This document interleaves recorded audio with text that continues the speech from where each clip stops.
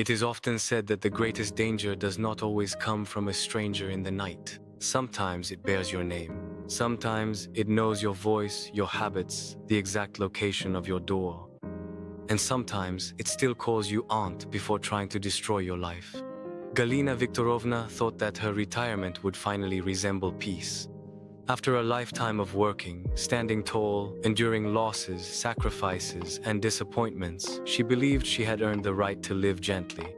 Baking pies on Sundays, watching the rain fall behind her large windows, taking her little pug, Jorik, for walks. This grumpy yet loyal dog, who, over the past 10 years, had become the only being to truly share her daily life. Her apartment, a spacious Stalinka with high ceilings inherited from her late husband, had something of a sanctuary about it. You could smell vanilla, old books, polished parquet floors, and of course, a bit of the dog as well. But above all, you could sense a life held together by sheer willpower, a simple, dignified, and protected life. Until the day everything changed. It all started with a ridiculous detail, a cigarette butt on the landing. That morning, Jorik had found this disgusting treasure right in front of the door. He was chewing on it enthusiastically, as if it were the most precious bone in the world. Galina had leaned toward him, annoyed, almost amused. "Jorik, drop that right now." The dog had growled, offended, then spat out the cigarette butt with a little wet sound. She picked it up with a tissue, grimacing in disgust. A cheap cigarette with a strong, acrid, almost aggressive smell. Not the kind her neighbors smoked. The neighbor downstairs smoked slim menthol cigarettes. The professor upstairs, a discreet old gentleman, didn't smoke at all. So what was that cigarette butt doing there, crushed right in front of her door with an almost calculated insolence? When she got home, she felt a chill slide down her back. An intuition, the kind of feeling you can neither explain nor forget. She had barely turned on the kettle and switched on the television to break the silence of the apartment when the doorbell rang. Not a brief, polite, timid ring. No. A long, insistent, almost violent press. Someone was pressing relentlessly, as if they wanted to break through the door with the noise. Jorik immediately started barking, the little hairs on his neck standing on end. Galina approached the peephole cautiously. A man was standing there, hood pulled low, hands in his pockets, swaying slightly from one foot to the other like a predator waiting for the perfect moment. "Who is it?" she asked, her throat already tight. Then the voice came. "Open up, auntie, we need to talk." Her blood ran cold. Pachka, her late sister's son, the nephew who had disappeared years ago. The one who back then had emptied his own mother's house, taking even the jewelry before vanishing. The one people said had done time in prison.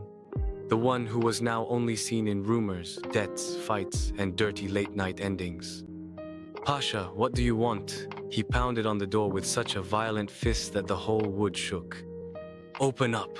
We're not going to talk through a door like strangers. I'm here to see my aunt. You're not really going to leave me out in the hallway." But Galina didn't open the door. Something in his voice, in his breathing, in that electric tension running beneath his words, screamed at her that opening the door would be making an irreversible mistake. "Leave," she had said firmly. "Otherwise, I'll call the police." Silence. Then a laugh, low, thick, malicious. "Go ahead, call. I'm family, aren't I? You live here in 100 square meters while your own flesh and blood is dying out here. Don't worry, I can wait." She heard him slide down the wall and sit right in front of her door. Then the small, sharp sound of a lighter and the smell of the same cheap tobacco seeped in under the door. The siege had just begun. During the first hours, she convinced herself that it was only temporary, that he would get bored, that a firm word would be enough. She called the police. A young officer came, already tired before even entering, with the face of someone who has already decided that your misfortune is not a priority. He looked at the door, shrugged his shoulders, and took her statement without conviction. To him, it wasn't an attack, it was a family dispute. A man sitting on a staircase, a homeless nephew, a nervous old lady. Nothing that would justify a serious intervention. He even suggested to her, almost mechanically, to let him in for one night, just to calm the situation. Let him in. She felt like she was suffocating with indignation, because she had seen it.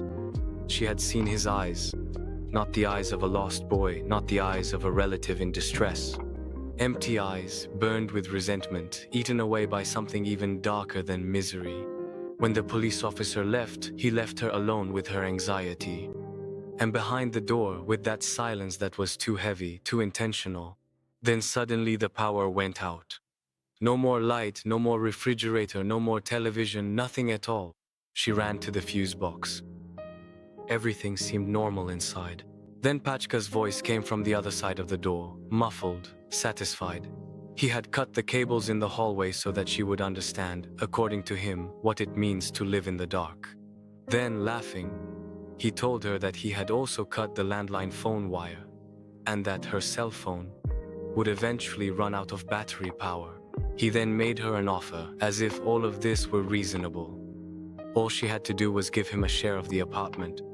He would leave her one room. He could live in peace. She would cook for him. He, in return, would offer her, as he said, a peaceful old age. Then he struck the door frame with something heavy. Otherwise, you'll rot here. From that moment on, everything turned into a nightmare. 3 days. 3 whole days living locked up in her own apartment as if in a tomb. No more electricity, no more phone, almost no battery left. Outside, on the landing, Pachka had set up his camp. An old, dirty mattress, salvaged from who knows where. Bags, bottles, his cigarettes, his stench. He slept there, just a few centimeters from her door, like a hyena lying in wait for a wounded prey. To take Jorik out, Galina had to wait for the deep hours of dawn. Around 4 in the morning, when her nephew, drunk or high, finally fell into a heavy sleep. Then she would listen to his breathing through the door, gently unlock the bolts, take the dog in her arms, and slip down the stairs holding her breath, praying not to make a step creak. The elevator no longer worked. Later, she would learn that Pachka had also sabotaged the button. But the worst came at night. Every night, exactly at 2 o'clock, it would begin. Music at first. Dirty, oppressive music, bass notes that passed through the wood and vibrated in the floor. Then his voice, a slow, drawling, venomous voice. He called her by her first name the way you call a ghost. He awakened in her everything she wished she could forget. He accused, he lied. He said that her mother, Galina's sister, had died because of her, that she hadn't given money for the operation, that she had preferred to keep her own comfort. But that was false. Galina had sold her dacha to pay for the treatment. She had done everything she could, but Pachka wasn't looking for the truth. He was looking for the weakness, the guilt, the inner weight that weakens more surely than a blow. He whispered to her that he could hear her breathing behind the door, that he knew she wasn't sleeping, that a lock can be forced, that a lock can melt with acid, that sooner or later he would get in. And one night he proved it. Looking through the peephole, Galina saw him up close. His face pressed against the lens, his pupils dilated until they drowned out the iris, his twisted smile.